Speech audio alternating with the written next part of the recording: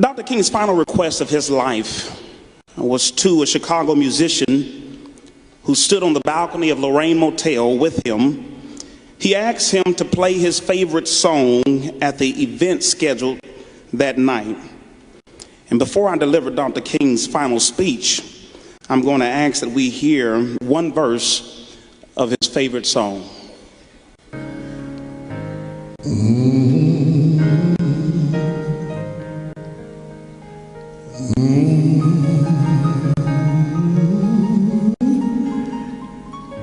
Take my hand,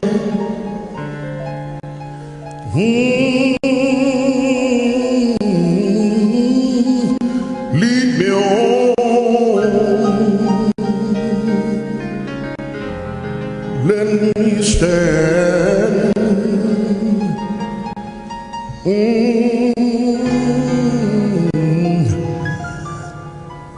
you know, I get tired. You know, I get weak.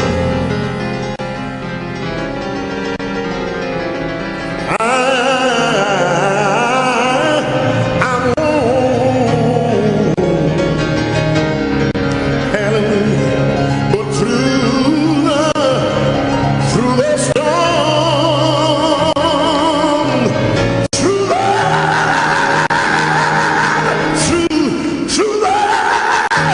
the night,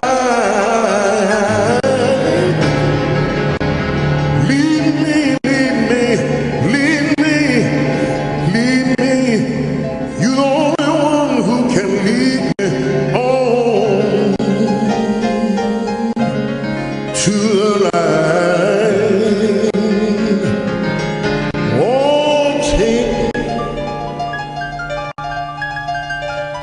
take my hand,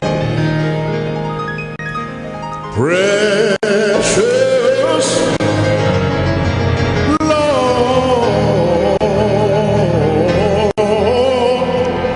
and lead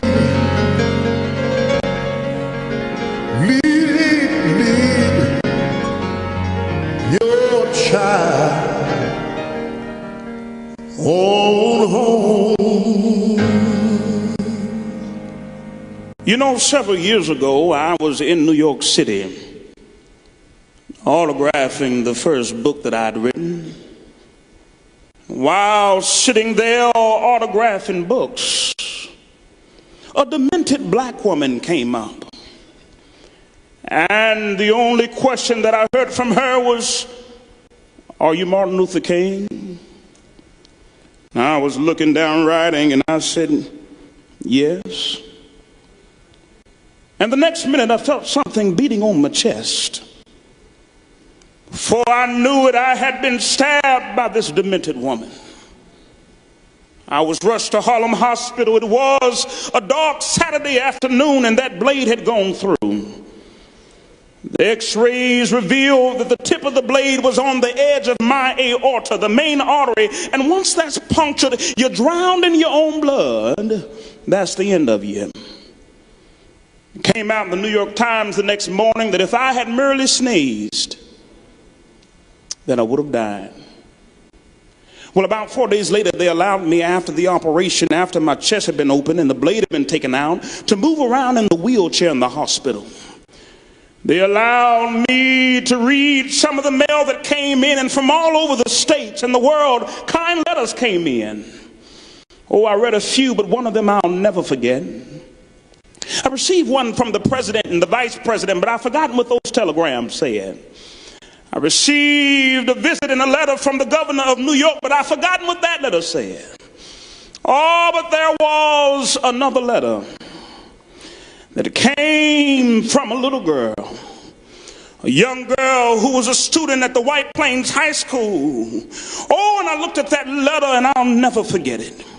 It said simply, "Dear Dr. King, I'm a 9th grade student at the White Plains High School." She said, "While it should not matter, I would like to mention that I'm a white girl. I read in the paper of your misfortune and of your suffering, and I read that if you had sneezed that you would have died. And so she said, and so I'm simply writing you to say that I'm just so happy you didn't sneeze.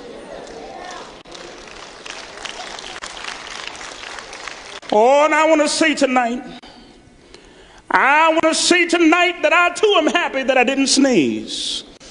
Oh, because if I had sneezed, I wouldn't have been around here in 1960 when students all over the South started sitting in at lunch counters. And I knew that as they were sitting in, they were really standing up for the best in the American dream and taking the whole nation back to those great wells of democracy which were dug deep by the founding fathers in the Declaration of Independence and the Constitution.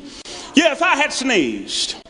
If I'd sneezed, I wouldn't have been around here in 1961 when we decided to take a ride for freedom and ended segregation in interstate travel. If I had sneezed.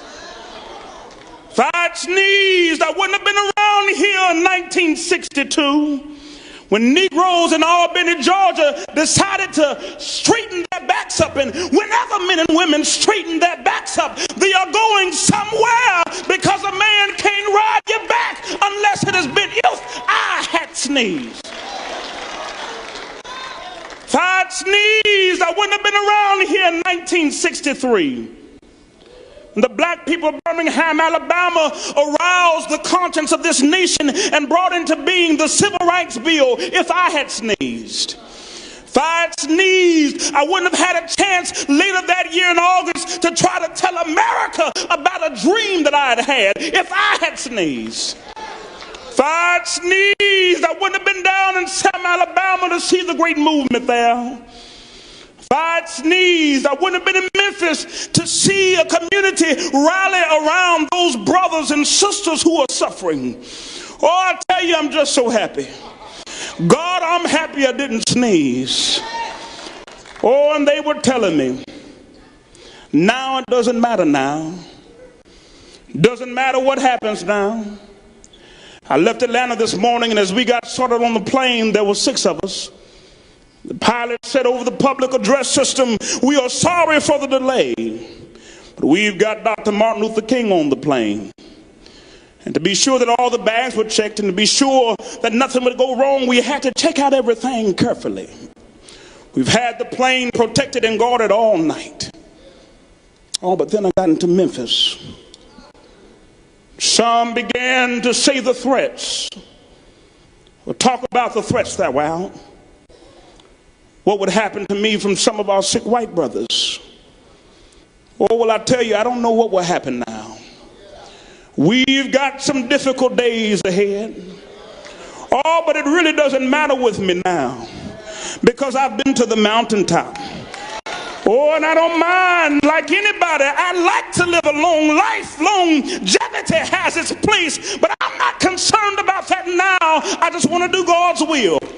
He's allowed me to go up to the mountain, and I've looked over and I've seen the promised land.